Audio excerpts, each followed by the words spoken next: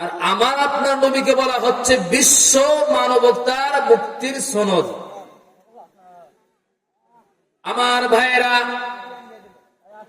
আমার আপনার নবী সাইয়্যিদুল মুরসালিন খাতামুন নবিয়্যিন, যেই সময় তিনি পৃথিবীতে আগমন করেন ওই সময় সারা পৃথিবীতে এমন জুলুম, অত্যাচার, নির্যাতন চলছিল।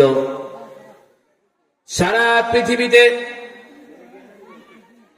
যে শাসক ছিল, যে ধনী ছিল, আমির ছিল, প্রভাবশালী ছিল, ওই ব্যক্তি তার নিম্নস্থ ব্যক্তিদের উপরে চরমভাবে জুলুম, নির্যাতন, অত্যাচার করত। ঠিক কি ঠিক না?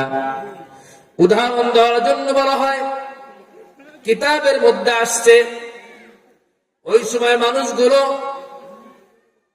সামান্যতম তাদের ভিতরে মানবতা ছিল না, মানুষের প্রতি সহমর্মিতা, ভালোবাসা কোনটাই ছিল না।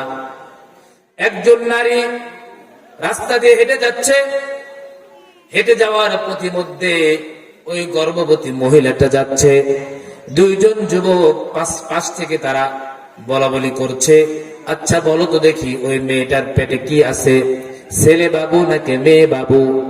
এটা তাদের ভিতরে জিত শুরু হয়ে গেছে। একজন বলে ওই মহিলাটার পেটে আছে ছেলে বাবু, আরেকজন বলে ওই মহিলাটার পেটে আছে মেয়ে বাবু। এখন তারা তো দেখতে পাচ্ছে না, ঠিক কি ঠিক না? মহিলাটার পেটে কি আছে কেউ জানে না।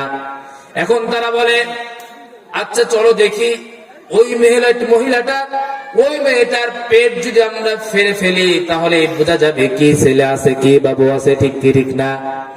এই লোকগুলো এত মূর্খতার মধ্যে চলে গিয়েছিল, এত অজ্ঞতার মধ্যে চলে গিয়েছিল, তাদের সামান্য এই জিদটুকু বাস্তবায়ন করার জন্য একজন জীবন্ত মেয়ের পেট ফেরে তারা দেখতো তার পেটের ভিতরে কি আছে।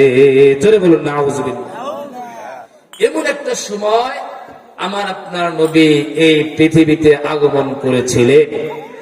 সেই সময় আগমন করে সারা পৃথিবীর মানুষকে জুলুম থেকে, অত্যাচার থেকে, নির্যাতন থেকে আল্লাহ রাসূল সাল্লাল্লাহু আলাইহি ওয়াসাল্লাম এই মানব সভ্যতাকে, মানবতাকে মুক্ত করে শোষণ থেকে, জুলুম থেকে, নির্যাতন থেকে উদ্ধার করেছিলেন।